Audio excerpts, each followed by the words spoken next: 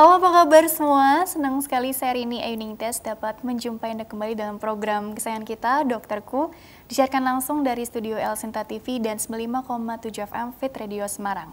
Seperti biasa, selama 1 jam ke depan kami akan menyajikan informasi seputar kesehatan Anda dengan tema kali ini mengenai perawatan gigi anak selama pandemi COVID-19 ya. Jadi bagi Anda yang ingin tanya langsung, silakan di 021-2520-666 atau bisa juga kirim pertanyaan Anda ke email kami di dokterkuelsinta@yahoo.co.id. Dan pemirsa, kali ini kita kehadiran dengan Dr. Gigi Dewi Riasari Zainuddin, SPKGA. Beliau adalah dokter gigi spesialis kedokteran gigi anak dari Bethesda Hospitals. Kita sapa dulu Dr. Riri, panggilannya yang sudah hadir di samping saya tentunya. Assalamualaikum warahmatullahi wabarakatuh, Dr. Riri. Kabarnya baik ya? Alhamdulillah. Alhamdulillah, dokter. Hari ini kita mau membahas seputar perawatan gigi anak selama pandemi. Oh ya, ini jangan lupa bisa juga dinikmati ya streaming di YouTube channel di Dokterku El Sinta TV ya. Dan dokter dilanjutkan kembali dulu ya, bahwa hari ini kita bahas tentang perawatan gigi anak selama pandemi COVID-19 tentunya ya. Nah, ini sebenarnya pertanyaan hampir setiap orang tua nih yang mau membawa anaknya katakanlah ke dokter gigi anak, ke rumah sakit terdekat karena kebetulan ada keluhan di tengah pandemi COVID-19 ini. Atau mungkin belum ada keluhan gitu, jadi arahnya pencegahan gitu ya dok ya. Sebetulnya bedanya itu yang paling mencolok gitu ya, yang paling kelihatan itu apa sih ketika perawatan nggak di tengah pandemi atau yang sekarang ini di tengah pandemi COVID-19, supaya nanti persiapannya jadi jauh lebih matang sehingga anak-anak pun juga jadi jauh lebih tenang dong, orang tuanya juga tentunya juga jadi jauh lebih apa ya istilahnya siap juga membawa putra-putri mereka ke dokter gigi, dokter. Oke, jadi gini ya, sebenarnya sih kalau pada prinsipnya perawatan kesehatan gigi dan mulut itu untuk yang di rumah ya, dalam hal ini pencegahan mau pandemi maupun sebelum pandemi itu sebenarnya sama aja. Sama aja dalam hal memang kita sebaiknya mengajarkan anak-anak itu menjaga kesehatan dan kebersihan rongga mulut itu sejak dini. Karena diharapkan itu udah menjadi kebiasaan bagi mereka, sehingga pada saat pandemi ini itu udah bukan sesuatu yang baru lagi buat mereka. Nah, yang paling penting di sini sebenarnya pencegahan. Karena kan apalagi di saat seperti ini, memang kita dianjurkan untuk lebih banyak di rumah. Kalaupun misalnya harus menghindari tempat-tempat yang ramai. Nah, tapi kalaupun misalnya sampai ada masalah dengan gigi dan mulutnya, sebenarnya itu nggak perlu terlalu khawatir untuk membawa anak ke fasilitas kesehatan. Karena kita memang udah mempersiapkan semuanya. Jadi mungkin yang berbeda itu aja. Jadi kalau dulu anak itu bisa datang kapan aja ke dokter giginya, sekarang memang harus ada beberapa yang berubah. Misalnya harus bikin perjanjian dulu, terus datangnya on time. Terus sekarang udah, kalau dulu ada ruang tunggu, sekarang ruang tunggunya udah ditiadakan. Kan tadi janji temunya ini ya dok ya, jadi datangnya sesuai dengan yang telah ditentukan sebelumnya gitu jadi ya. memang sebaiknya sih on time. Terus kalau misalnya tiba-tiba nggak jadi datang, ya sebaiknya diberitahu biar nanti yang lain bisa bisa kita gitu jadwalkan ya, untuk ke penjadwalan berikutnya. Nah itu dia maksudnya ya. Tapi pada intinya jangan lupa kesehatan gigi dan mulut begitu ya dok ya, karena kan ini kan pencegahan lebih penting. Pencegahan itu lebih penting gitu. Sebenarnya tidak ada yang perbedaan yang terlalu mencolok juga ya dok ya. Memang waktu awal pandemi ini baru ada itu kan memang kan tutup gitu kan ya. Memang waktu itu masih penyesuaian juga di awal-awal ya. Tapi sekarang kan udah mulai bisa praktek lagi segala macam. Yang penting tadi protokol kesehatannya ini dipatuhi oleh setiap orang tua, setiap pakai masker, anak, pakai masker. Gitu ya dok ya. Jadi tapi lebih diutamakan di sini sebenarnya preventif ya dok ya. Sebaiknya iya. Sebaiknya gitu ya. Jadi memang kita butuh kerjasama ya. Jadi kalau bisa ya jangan sampai sakit gigi lah, jangan kalaupun sampai memang butuh penanganan, jangan terlalu khawatir juga. Khawatir juga untuk kan ada juga takutnya jadi menunda-nunda sampai nanti jadi tunggu mereda dulu gitu ya. Tapi ternyata kondisi gigi dan mulut anaknya mungkin yang sudah ada masa sebelumnya jadi makin parah kan. Kita nggak mau sampai seperti itu ya.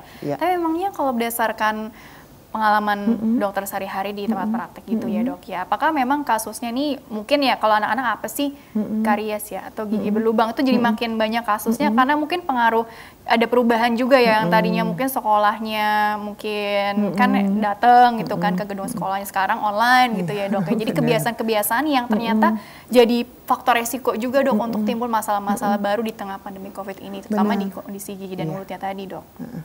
Jadi benar. Nah sekarang kan ini kan yang berubah banget itu yang tadinya anak jam 7 udah di sekolah gitu kan sampai sore. Sekarang mereka tuh semuanya belajar di rumah. Nah biasanya tuh yang nggak kekontrol itu cemilannya. Jadi bisa belajar sambil makan. Dan bisa makan apa aja. Itu boleh kayak gitu, nggak ketahuan sama gurunya. Kalau nggak tahu deh. Iya biasa, maksudnya itu bisa lebih nggak kekontrol ya. Jadi mungkin itu yang bisa tetap dengan pengawasan orang tuanya, cara memberi cemilannya, terus apa-apa aja. Jadi tetap yang kita ajarkan itu, yang kita perhatikan kebersihan rongga mulut, terus dietnya gitu kan. Jadi itu jangan sampai udahlah bisa makan apa aja, terus tidur juga udahlah nggak usah sikat gigi toh nggak kemana-mana gitu kan. Itu biasanya seperti itu. Jadi memang makin yang kesini yang makin banyak ya karies makin banyak. Gitu. Iya gitu ya. Soalnya kan kalau bicara anak kan ini 0 sampai 18 Benar, tahun ya dok ya. Artinya kan pengaruhnya ini kalau tidak ditangani dengan sebaik mungkin, kalau yang masih 5 tahun pertama mungkin nih pengaruh ke tumbuh kembang kali ya dok ya. Benar. Tapi kalau yang udah usia-usia sekolah, intinya usia SD, SMP, SMA, kan sebetulnya udah bisa menjaga. Udah sadar ya dok ya menjaga kesehatan giginya sendiri. Cuma ya itu tadi kebiasaan-kebiasaan yang secara tidak langsung membuat kelupaan dan kelupaan menjaga kesehatan gigi dan mulutnya jadi resiko juga gitu ya dok ya. Mengapa penting sekali dok kita bahas ini? Karena mungkin apakah memang banyak orang-orang tua di luar sana yang masih merasa khawatir untuk membawa putra-putrinya ke dokter gigi di tengah pandemi ini, atau memang ada tambahan informasi lain yang kita juga nggak tahu di sini dokter?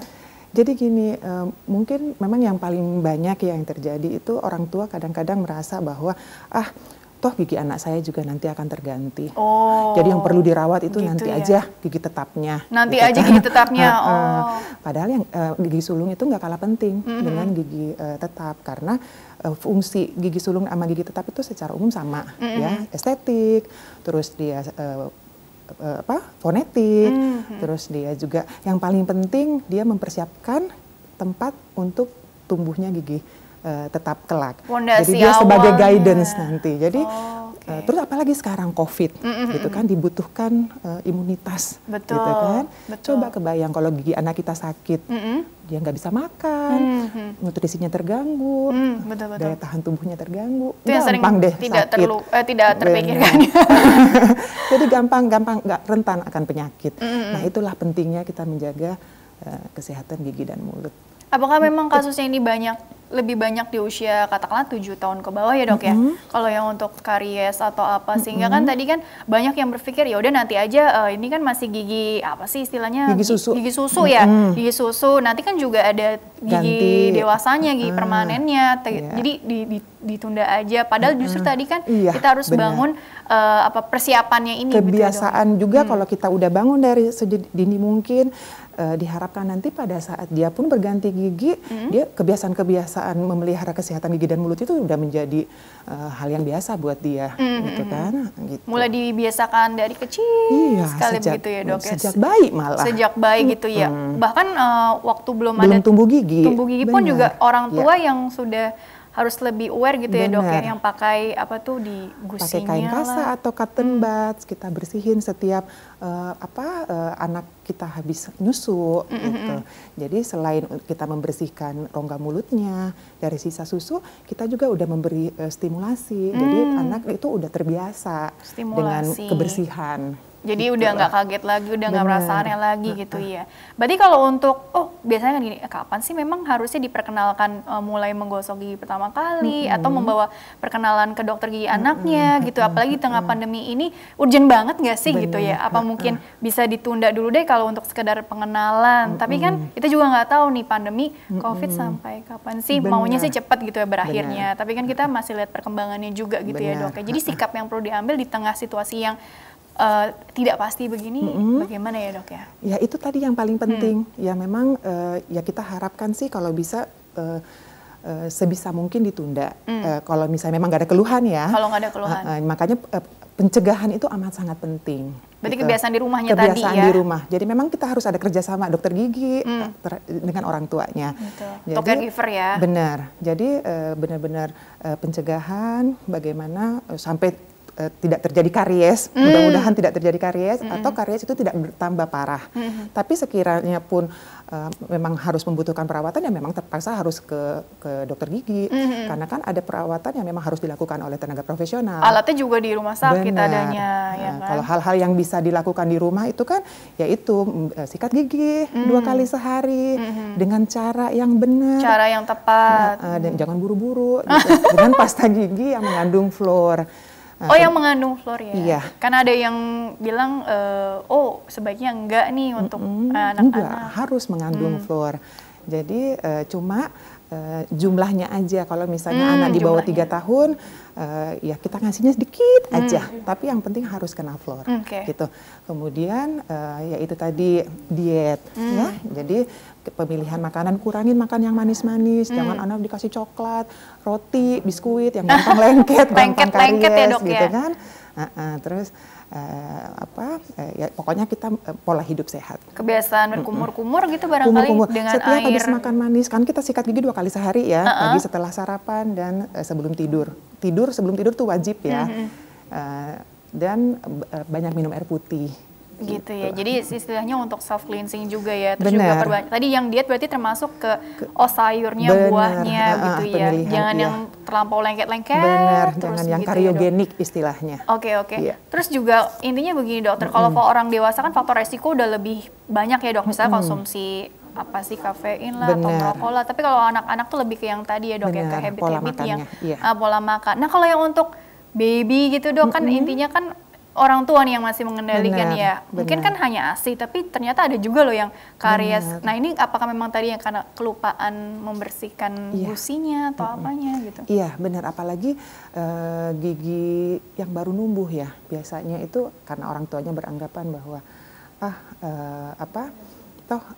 ini juga baru 2, nggak usah disikat, dibersihin aja. Nggak, sebaiknya sih yang tadi saya bilang, sebelum tumbuh gigi pun tuh sebaiknya gusi itu udah mulai dibersihin, lingkungan mulut itu udah dibersihin. Begitu tumbuh gigi, anak boleh diajarkan mulai ada sikat gigi khusus buat bayi, diajarkan memegang sikat, gitu kan, sikat pengenalan gigi, gitu ya, sedini mungkin. Jadi biar itu menjadi kebiasaan. Oke, baik. Dokter, kita jeda dulu sebentar, nanti dilanjutkan kembali di segmen selanjutnya ya. Nanti ada slide juga yang bisa dokter dijelaskan lebih detail lagi ya. Baiklah pemirsa, jangan kemana-mana, tetaplah bersama kami akan kembali sesaat lagi.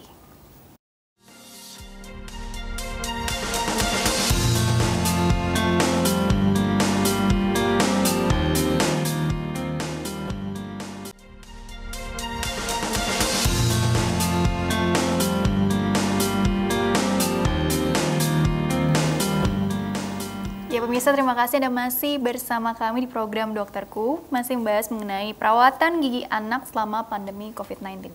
Bersama dengan Dr. Gigi Dewi Riyasari Zainuddin SPKGA, beliau adalah dokter gigi spesialis kedokteran gigi anak dari Bethesda Hospitals. Dan Dr. Gigi Riri, dilanjutkan kembali ya obrolannya. Jadi langsung aja deh kalau begitu ya, slide coba. Slide pertama biar semuanya dibahas nih. Jadi masalah pada gigi anak itu dari tadi kita bahas karies gitu. Mungkin karena tadi dokter bilang karies kan memang yang paling banyak kasusnya. Tapi jangan lupa juga ada kondisi keluhan gigi yang lain nih. Nah ini kan ada gambar anaknya udah kayak kepayahan gitu, nyut-nyutan gitu ya. Kan masa mau nunggu ada keluhan, kasihan dong anaknya ya.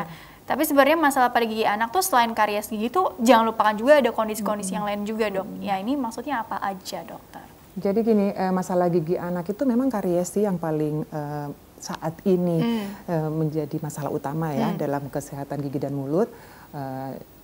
Tapi selain karies gigi juga ini ada beberapa yang sering terjadi pada anak. Di antaranya itu ya penyakit gusi dan jaringan periodontal, terus kemudian anomali gigi, ada maloklusi, ada erosi gigi dan trauma gigi. Tapi memang apalagi di anak-anak ya paling banyak karies gigi. Oh, paling banyak karies gigi. Karena ini intinya kalau untuk pencegahan kan bisa diintervensi dengan perubahan gaya hidup, perubahan habit gitu ya dok ya, untuk diarahkan ke yang lebih baik.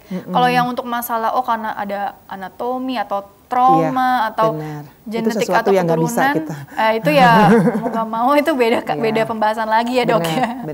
Coba slide berikutnya lagi, kita khusus bahas karies nih, karies gigi ini. Nah ini ada gambar apa sih dok? Kan pendengar Fit Radio Semarang nggak bisa lihat gambarnya juga ya. Jadi ini perbandingan kondisi gigi yang sehat sampai yang tadi kondisi kariesnya parah sekali atau bagaimana dokter? Jadi ini sebelumnya kita berbicara karies ya. Karies gigi itu gigi berlubang ya. Jadi karies gigi itu adalah penyakit pada jaringan keras gigi yang ditandai dengan larutnya mineral-mineral dari gigi ya.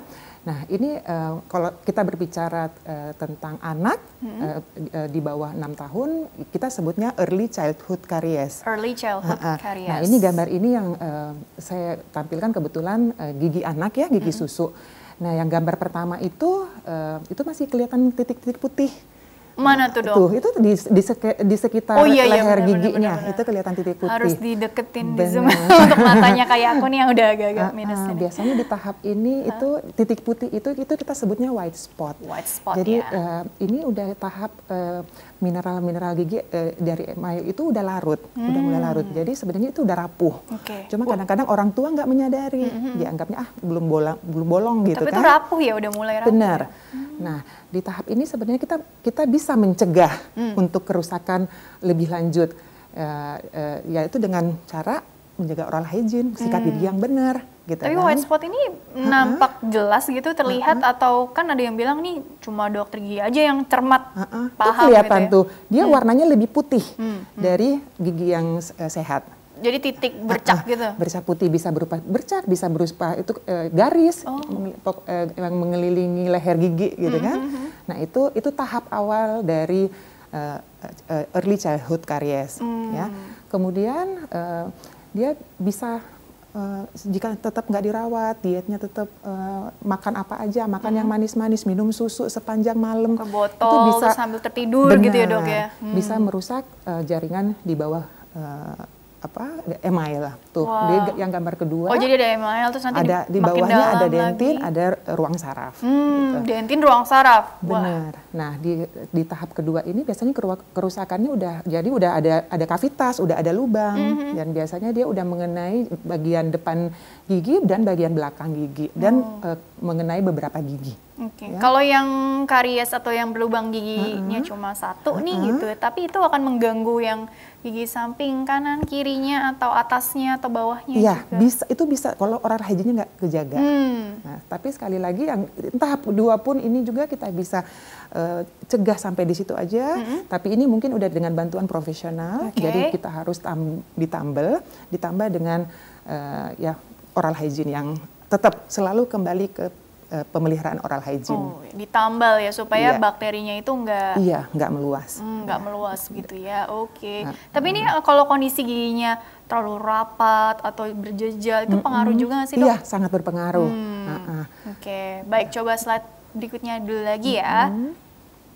Ini prevalensi apa dok? Ini tadi kita berbicara tentang karies ya. Nah, di sini ini ada menurut data dari riset kesehatan dasar ya, ini data terakhir 2018. Di sini kita ngelihat nih untuk kelompok umur 3-4 tahun itu lumayan tinggi, 81,5%. 3-4 tahun ya. Biasanya kan 3-4 tahun itu ya dia udah masih ngedot, masih minum susu, terus udah mulai makan ya, makanan padat. Kemudian ini di usia sekolah juga tuh malah makin tinggi tuh ya. Biasanya kenapa dia tinggi? Biasanya karena di usia sekolah itu pengawasan orang tua mungkin udah berkurang ya, kalau mereka sekolah jajan di skala macam jajan sembarangan gitu. Bener, makanan jadi ngemil-ngemil gitu ya. Nah, ini hanya data Riskesdas tahun 2018. 2 tahun lalu ya, ini data terbarunya gitu data ya terbaru, dari Riskesdas ya. Jadi ini memang menggambarkan karies ini cukup tinggi case-nya ya. Kalau yang untuk 2 tahun ke bawah mungkin tidak terlampau banyak atau? Sebenarnya cuma mungkin ini data Riskesdas ya. Cuma yang ECC itu malah dia terkena itu mulai gigi itu tumbuh gitu. Jadi mulai gigi itu tumbuh dan dia cepet banget. Perjalanan ada proses gitu ya. Jangan lupakan juga ya dok ya yang kemarin-kemarin ini bagaimana nih kebiasaannya gitu ya. Oke, coba slide berikutnya lagi. Nah ini tadi kan jadi pencegahan. Ini nanti buat nanti aja kali ya kalau pencegahan mah. Oke, slide selanjutnya dulu. Pencegahan nanti dulu, slide berikutnya dulu. Ini mengenai yang tadi perubahan Ini karena kan banyak sekarang nih yang sekolahnya kan di rumah nih. Artinya kan kalau kita kan kerja di rumah, ini belajar di rumah gitu ya dok ya, kan lagi di tengah pandemi COVID. Tadi kebiasaan-kebiasaan yang sebaiknya tidak dilakukan atau perlu diubah pelan-pelan. Apalagi kalau anak-anaknya mungkin nurut kan enak ya ngasih taunya. Tapi kalau yang agak-agak bandel nih, tawar-menawarnya cukup oke juga gitu ya. Nah ini bagaimana orang tuanya bisa apa ya istilahnya mengajak anaknya ini intinya dengan komunikasi yang seperti apa, edukasinya bagaimana, supaya mereka aware, sadar kalau memang ini kan istilahnya kalau giginya sehat, tubuhnya juga sehat. Karena tadi kan nutrisinya segala kan, bagaimana itu kalau dokter? ini ya. Jadi ini ada dari tips dari International Association of Pediatric Dentistry, apa yang boleh dan apa yang nggak boleh. Ini apa yang jadi sebaiknya memang apalagi selama anak kita di rumah saja ya kita orang tuanya lah yang punya tanggung jawab untuk menyiapkan makanan yang sehat buat makanan yang sehat buat anak-anak kita ya. Jadi kita pilih makanan-makanan yang non kariogenik itu, jadi bukan jangan yang manis-manis, jangan yang manis-manis terus jangan yang lengket-lengket. Yang tinggi gula gitu maksudnya. ya. Biasakan anak makan sayuran, makanan yang berserat, buah-buahan itu. Sebaiknya sih itu kita membiasakan anak kita untuk makan makanan yang sehat, gitu ya. Nah, kemudian ya membersihkan gigi 2 kali sehari, terus banyak minum air putih. Kalau misalnya makan siang minimal kumur-kumur, gitu ya. Kemudian menghindari ya itu ya makanan-makanan yang tadi saya bilang itu yang kariogenik, minuman manis, kemudian. Nah itu dia minuman-minumannya, kemasan misalnya kan. Bener. Kalau misalnya anak itu masih nyusu juga dihindari pemberian susu botol yang lama gitu kan, karena itu yang kalau gigi itu kontak dengan cairan manis dalam jangka waktu yang lama itu proses pelarutan mineral-mineral itu lebih cepat. Iya kan yang kasusnya sempat dibahas juga kan juga apa yang terbawa sampai tertidur. Benar. Jadi apa nih giginya tuh terbenam. Kok terbenam sih? Apa ya? Terkena apa ya? Terpapar oleh susu itu lama. Gitu. Jadi seperti tenggelam gitu. Benar. Kerendam susu. Terendam. Oh ya, terendam susu. Ini saking banyaknya informasi jadi bingung menyusun katanya ya. Oke. Coba ada slide selanjutnya lagi dulu. Pediatric dentist practice in new normal era, di era adaptasi kebiasaan baru nih, gitu ya. Ini yang tadi yang saya jelasin, jadi nggak perlu takut, nggak perlu terlalu khawatir berlebihan kalau misalnya memang anak kita membutuhkan perawatan ke dokter gigi anak, ya nggak usah terlalu khawatir. Tapi memang ada beberapa yang berubah, misalnya sekarang harus by appointment, terus kalau bisa sebaiknya sih yang tadi saya bilang datangnya on time karena kan kita udah mempersiapkan setiap pasien. Kemudian ya pakai masker, ya kita tetap pakai masker. Kemudian sebelumnya itu kita lakukan pengecekan suhu. Kemudian ada beberapa form yang perlu diisi dan meminimalkan pendamping ikut, gitu ya. Kan kalau dulu kan kakaknya ikut, adiknya ikut, semuanya ikut, semuanya gitu kan. Ikut, kalau satu bisa, keluarga ikut gerombolan gitu ya. Kalau jadi bisa sekarang diminimalkan.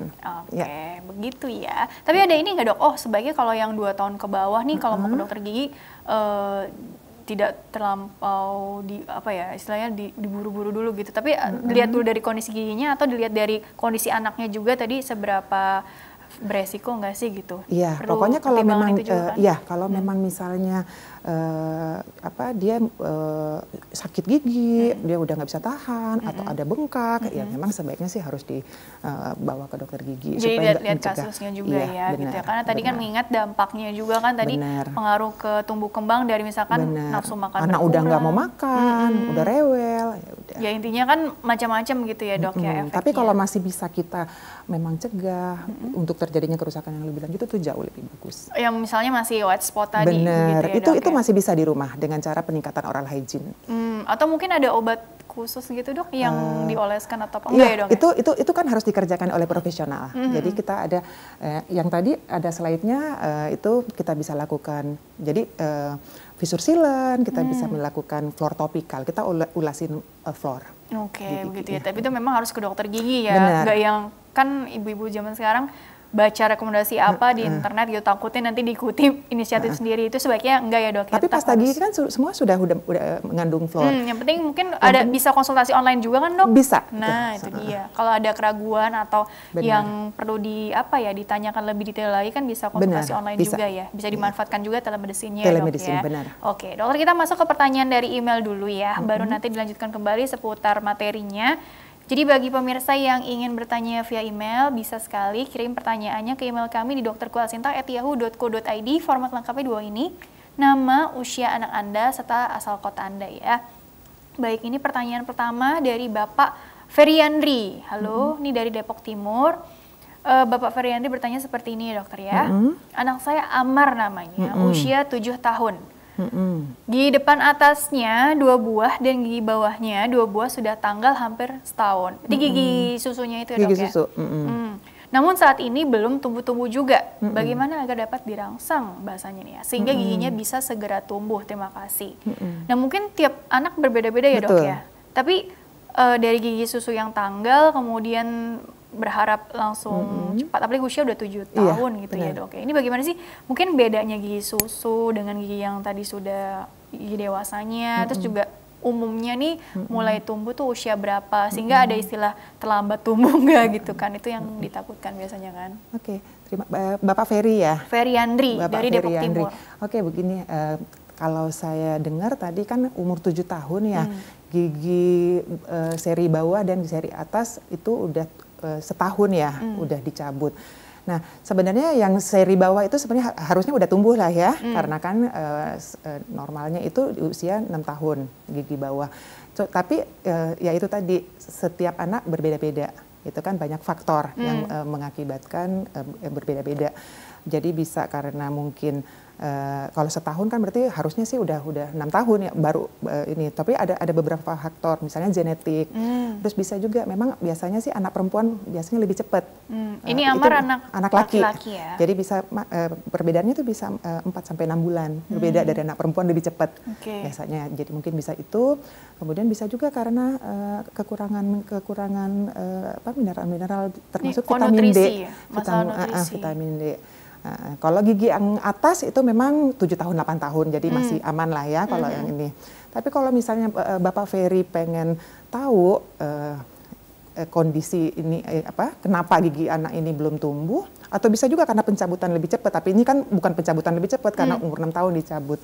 Kita bisa bawa ke dokter gigi untuk kita lakukan foto ronsen untuk melihat benih gigi tetapnya. Oh, jadi sarannya mungkin di ronsen untuk dilihat ada benih nggak untuk gigi tetapnya gitu ya dok ya. Kalau ada ya ditunggu aja dulu. Iya. Kalau nggak ada, bisa mungkin nggak ada. Iya, ada beberapa kasus memang gigi itu nggak ada benih. Tapi biasanya itu di seri kedua. Kalau seri pertama sih biasanya agak jarang. Ya, tapi mungkin tadi belum tumbuh aja.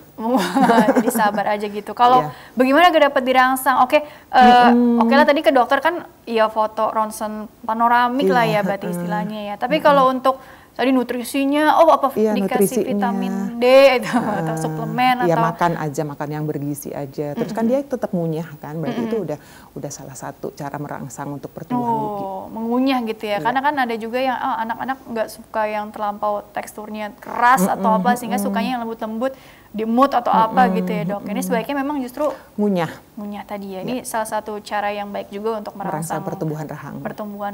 Gigi dan rahang. Gigi semuanya gitu ya.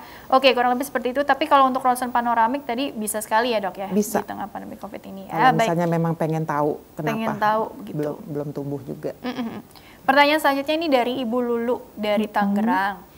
Saya mau tanya dokter, anak saya usia 20 bulan. 20 bulan. Berarti 1 belum tahun 2 tahun. 1 tahun 8 bulan 8 ya? 8 bulan, benar. Belum 2 tahun ya, 2 bulan lagi ya dok. Seperti matematika nih, hitung-hitungan. Anak saya usia 20 bulan, tidak mau sikat gigi. Sampai dipaksa juga tidak mau. Sekarang kotoran giginya seperti berkerak, keras, tidak bisa dibersihkan. Kelihatan giginya seperti rapuh. Terus dia punya kebiasaan suka gigitin gigi bibir bawah. Saya takut giginya nanti maju ke depan. Sekarang soalnya sudah mulai kelihatan kalau rahang atasnya itu lebih menonjol dari yang bawah. Bagaimana solusinya dok dari masalah saya di atas tadi? Terima kasih atas jawabannya. Mulai dari mana dulu nih dok nih? Jadi 1 tahun 8 bulan. tidak mau nggak sikat gigi, dipaksa. Sebaiknya memang tidak dipaksa ya, tapi mungkin caranya nanti kan seperti apa? Kotoran giginya seperti berkerak, sulit dibersihkan, jadi kelihatan agak sepertinya itu udah karies. Udah karies gitu ya, dan punya kebiasaan menggigit-gigit. Kan banyak ya kebiasaan anak-anak tuh, ada yang menghisap jempol lah, menggigit, dan itu akan mempengaruhi ini nggak sih dok, struktur rahang? Struktur gigi dan struktur rahang. Gitu ya, dan jadi kurang apa nanti takutnya kurang kosmetiknya atau estetiknya yang terganggu gitu ya. Kan namanya orang tua ingin anaknya kan tumbuh yang jadi apa ya, cantik, ganteng, sehat gitu ya. Jadi bagaimana dokter? Iya, jadi kita mulai dulu dari anaknya nggak mau sikat gigi ya. Nah itu tadi yang tadi saya bilang, kalau anak kita udah ajarkan sejak dini, ya ini memang apalagi di bawah 2 tahun itu orang tua yang sangat berperan ya. Jadi memang karena sikat gigi itu wajib. Anak kita sikat gigi teratur aja belum tentu giginya sehat, apalagi memang nggak mau sikat gigi. Jadi memang kita harus bagaimana orang tua memodifikasi caranya dia untuk mengajarkan anak ini mau dan terbiasa untuk menyikat gigi. Karena memang harus sikat gigi, nggak ada ini. Sikat gigi, flossing dan kontrol diet. Flossing. Dan pemilihan makanan ya tadi seperti yang saya udah jelasin. Kalau saya ini sih sepertinya memang udah terjadi karies. Nah untuk mencegah kerusakan yang lebih parah, apalagi tadi dia udah berkerak, udah rapuh, memang sebaiknya sih dia udah membutuhkan intervensi profesional ya. Jadi kalau bisa bawa ke dokter gigi untuk kita lakukan pemeriksaan dan yang lebih lanjut, lakukan penambalan. Nah masalah gigit bibir, kebiasaan itu termasuk salah satu kebiasaan buruk, bad habit. Jadi kita sebutnya lip biting ya. Nah biasanya lip biting ini lebih ke ya mungkin psikologis ya. Misalnya terus dia menjadi kebiasaan. Dia menjadi, cuma karena umur 2 tahun kita belum bisa nanya kamu ini apa. Biasanya lebih pengalihan kebiasaan dia. Dia mencari kesenangan dia. Kemudian ya memang dampaknya sih ya bisa bibir menjadi kering, pecah-pecah, terus gampang berdarah, luka, terus ke giginya ya itu tadi bisa menjadi giginya maju ke depan. Nah biasanya kalau yang lip biting seperti ini kita ada tahapannya, kita perawatannya bisa dari sisi psikologisnya gitu kan. Maksudnya kita ya orang tua harus lebih aware ke anaknya ini kira-kira kenapa. Terus bisalah dikasih reward misalnya. Kalau kamu nggak ini, mama kasih hadiah kalau kamu nggak gigit bibir. Nah, terus cara kreatif gitu ya. Bener, atau ya itu tadi kalau memang lip bitingnya itu udah parah dan kita ngelihat kecenderungan untuk selama kebiasaan itu sih sebenarnya kalau kebiasaan itu bisa dihentikan di bawah usia 5 tahun, apapun kelainan yang terjadi di giginya itu bisa balik kembali normal. Jadi seperti ada golden periodnya juga secara nggak langsung ya. Tapi kalau itu kebiasaan itu berlanjut sampai di atas usia 5 tahun, nah itu yang biasanya udah menetap. Nah, makanya kalau bisa sih dihilangkan sebelum usia itu. Kalaupun misalnya nanti akan sampai usia di atas 5 tahun, ada berbagai teknik sih untuk menghilangkan itu. Jadi misalnya dengan pemakaian alat myofungsional gitu, atau kita ajarin anaknya untuk menutup bibir. Biasanya sih bibir atas menutup bibir bawah. Jadi ada latihan-latihan khususnya ya. Atau pemakaian lip bumper. Jadi ada alat untuk supaya mencegah anak untuk menggigit bibirnya. Jadi kurang lebih begitu ya tadi ya Ibu Luluk dari Tangerang ya. Insya Allah jawabannya sangat membantu ya. Dokter, kita jeda dulu sebentar. Nanti dilanjutkan di segmen terakhir, fokus ke pencegahan aja ya kalau begitu ya. Baiklah pemirsa, jangan kemana-mana, tetaplah bersama kami. Kami akan kembali sesaat lagi.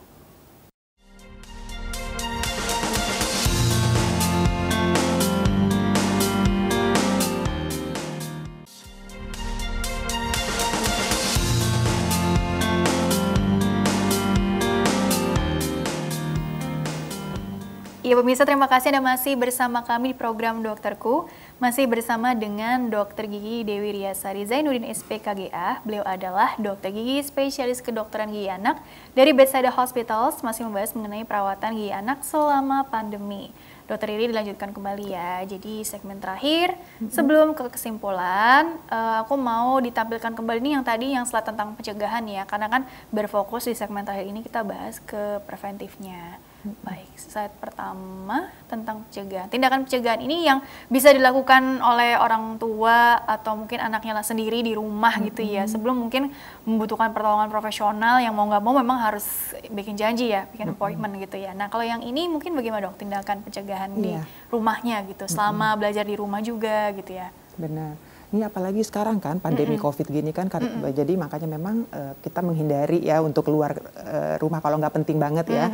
Nah makanya tindakan pencegahan ini yang amat sangat penting ya. Ya tindakan pencegahan di sini dengan cara yaitu sikat gigi 2 kali sehari, diperhatikan tekniknya, caranya. Kalau ya harus mau sikat gigi 3 kali, kalau tekniknya salah juga nggak ada gunanya. Cuma ya. Jadi memang tekniknya, terus waktunya durasinya itu minimal 2 menit. Ya 2 menit dengan pasta gigi yang mengandung fluor. Kemudian sebisa mungkin anak diajarkan untuk memakai benang gigi atau flossing after brush. Karena biasanya sih anak-anak itu kan rahang juga berkembang. Jadi gigi itu udah ada jarak. Jadi sisa makanan gampang nyelip. Bukan pakai tusuk gigi ya, dan ya? dengan sikat jangan pakai tusuk gigi. Iya kan soalnya ada juga kan yang punya kebiasaan begitu. Pakai dental floss gitu. Dental floss. Jadi anak dibiasakan kemudian kontrol diet yang tadi kita bicarakan itu, mengatur pola makan anak. Jadi tugas kita sebagai orang tua memilihkan makanan yang sehat buat anak kita. Apalagi sekarang study from home. Nah itu takutnya jajan-jajan online gitu. Apalagi udah bisa ini Gojek. Pakai gadget, pakai gadgetnya gitu ya. Gadgetnya sendiri gitu. Nah ini makanya memang peran orang tua sangat penting dalam hal mengontrol diet ini dan kesehatan gigi mulut anaknya. Tetapi seandainya memang membutuhkan ada hal-hal yang harus memang membutuhkan tenaga profesional. Nah ini slide selanjutnya berarti ya, coba ya. Nah ini ada apa? Jadi kayak yang pertama, gambar pertama itu deteksi white spot. Kalau dulu mungkin memang ini kita boleh datang ke rumah sakit. Tapi yang deteksi dini lesi ini juga sekarang bisa, maksudnya bisa ibu-ibu lakukan di rumah. Dengan ya itu tadi kontrol oral hygiene, penggunaan pasta gigi yang mengandung fluor. Jadi diharapkan karies ini tidak berkembang menjadi kavitas. Penggunaan fluor juga disesuaikan dengan perkembangan usianya juga benar. Ya, dok, ya? Terus ini ada lagi tindakan pencegahan dengan visur silen. Jadi kita melapisi permukaan gigi dengan bukan yang bolong ditambal. Ini pencegahan. Jadi visur silen ya. Kemudian ada lagi dengan fluor topikal. Kalau misalnya giginya udah berlubang atau udah ada lubang, kita tambal. Dan lihat nggak kalau ada kasusnya juga kan jangan sampai nanti sampai ke akar-akarnya sehingga harus perawatan saraf lebih rumit lagi. Lebih rumit lagi begitu ya. Nah, slide berikutnya ini tentang ini nih ada gambar dokter pakai, ini dokter Riri sendiri ya dok? Iya, benar. Oke, APD lengkap nih. Oke, APD lengkap, APD level 3. Jadi jangan khawatir karena memang kita tetap mengikuti protokol kesehatan yang berlaku, ruangan steril steril, terus dokter dan perawat menggunakan APD, pasien juga menggunakan APD, dan setiap dipersiapkan ya dok ya. Benar, setiap pergantian pasien ruangan kita sterilkan lagi, makanya itu tadi pentingnya appointment dan memberitahu kalau misalnya nggak jadi, gitu kan. Alat juga setiap pasien kita ganti. Iya, selalu dicuci gitu dengan bersih sekali gitu. Dan juga kumur-kumur tadi ya dok ya. Dan sebelum mengerjakan pasien, pasien dikumur-kumur dengan larutan povidin iodin. Oh iya, intinya jangan khawatir begitu ya dok ya. Yang penting adalah tadi membiasakan putra-putri kita di rumah tuh untuk tadi ya gaya hidup sehat, khususnya untuk menjaga kesehatan gigi dan mulutnya itu yang baik, yang benar. Bahkan tadi waktunya dan caranya itu jangan lupa juga begitu ya dok ya. Oke dokter, karena waktunya juga terbatas, jadi mungkin kesimpulan ya yang bisa dokter Iris sampaikan mengenai tema hari ini kepada kita semua, khususnya mungkin para orang tua yang sedang mengikuti program ini ya. Silakan dokter. Jadi gini, perawatan gigi anak sebelum pandemi dan masa pandemi itu sebenarnya sama aja. Jadi yang membedakan mungkin jika harus membutuhkan perawatan keluar, gitu kan. Tapi di rumah semuanya sama. Kita sebaiknya mengajarkan anak kita memelihara dan menjaga kesehatan gigi dan mulutnya itu sejak dini. Terus mengajarkan sikat gigi minimal 2 kali sehari dengan cara yang tepat, menggunakan pasta gigi yang mengandung fluor, kemudian mengatur makanan, mengatur pola diet anak, sehingga diharapkan gigi anak kita itu sehat, tetap sehat. Tetapi seandainya jikapun anak kita mengalami rasa sakit atau membutuhkan perawatan ke dokter gigi, jangan terlalu khawatir, boleh tetap dibawa ke dokter gigi, tetapi tetap mengikuti standar-standar kesehatan yang sekarang. Jadi tetap memakai masker, membuat appointment, kemudian datang tepat waktu yang seperti tadi saya jelaskan, sehingga kita bisa dapat mencegah kerusakan yang lebih lanjut, karena kesehatan gigi yang baik, kesehatan gigi mulut anak yang baik akan membuat anak kita bisa belajar dengan baik, nutrisinya lebih terjamin, apalagi sekarang COVID membutuhkan daya tahan tubuh, gitu kan. Jadi dengan memelihara kesehatan gigi dan mulut, kita meningkatkan kualitas kesehatan anak kita secara keseluruhan. Betul sekali, Dokter Edi. Terima kasih ya. Ini bagus sekali loh penjelasannya. Insya Allah sangat membantu orang banyak gitu ya. Sukses selalu ya, Dok ya. Terima kasih. Iya. Dan pemirsa, terima kasih juga Anda telah mengikuti program ini. Saya Rini Ayuning Tias beserta seluruh yang tugas mohon undur diri dari hadapan Anda. Sekian, sampai jumpa.